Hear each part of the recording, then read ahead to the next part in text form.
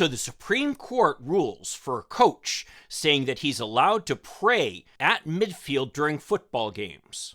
And my reaction to that is this really the Christian thing to do? Let's talk about it in today's video.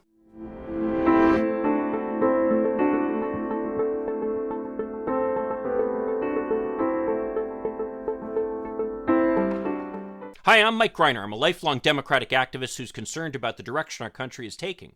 I'm also a lawyer and an academic, and I'm here to help you stand up to the BS of the MAGA crowd. So, as another decision handed down by this court that seems intent on establishing a real-life Gilead here in the United States, the Supreme Court, in an opinion written by Justice Gorsuch, one of Trump's appointees, held in the case Kennedy versus Bremerton School District, that the school district could not discipline a coach who would stand on the field in football games and publicly pray, urging students to join him while he did it. Now, this, of course, is a public school, so the issue is the Establishment Clause, which says that there has to be a separation between church and state. And despite what Lauren Boebert says, that is in the Constitution. In fact, it's in the First Amendment, which says that Congress shall make no law, quote, respecting an establishment of religion. In other words, it's clear that the framers of the Constitution felt that government had no business in religion and vice versa.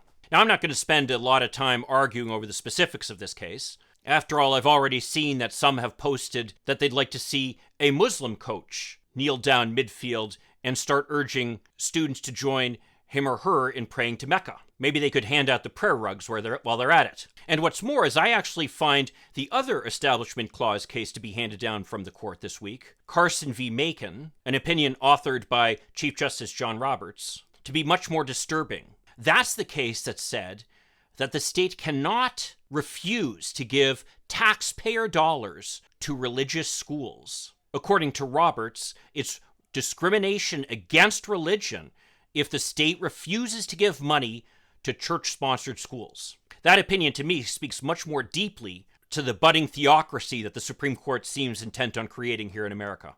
But one thing that really struck me about the Kennedy case was when I read about this priest kneeling down at midfield and making a big scene out of his praying. Wasn't that exactly something that Jesus said we shouldn't do? And I looked it up, and it turns out in Matthew 6:5 through 6:6, quote, "And when you pray, you must not be like the hypocrites, for they love to stand and pray in the synagogues and at the street corners, and they may be seen by others.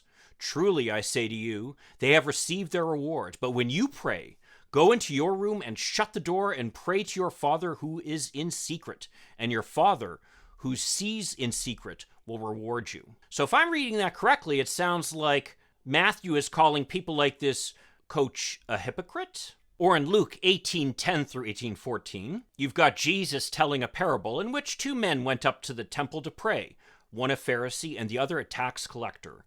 The Pharisee, standing by himself, prayed thus, "God, I thank you that I am not like other men, extortioners, unjust, adulterers, or even like this tax collector. I fast twice a week.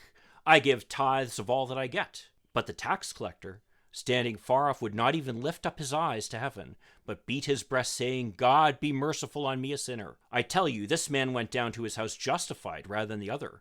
For everyone who exalts himself will be humbled, but the one who humbles himself will be exalted. Well, it sure seems to me like this coach is busy exalting himself, isn't he? Now, I know that it's practically redundant at this point to point out the hypocrisy of some of today's white Christian nationalists, but this really struck me reading these articles about these public displays being so counter to the clear message that Jesus sent according to the gospel, right? But what do I know? After all, I'm just a liberal, right? Well, if you're concerned about what the Supreme Court's going to do next, join the club. Why don't you check out this other video here where I talk about another opinion I'm expecting to see any day now, where they basically start their process of dismantling the EPA and standing in the way of any efforts our country makes to try to address climate change. I'll see you then. In the meantime, let's hope for continued progress. Thank you.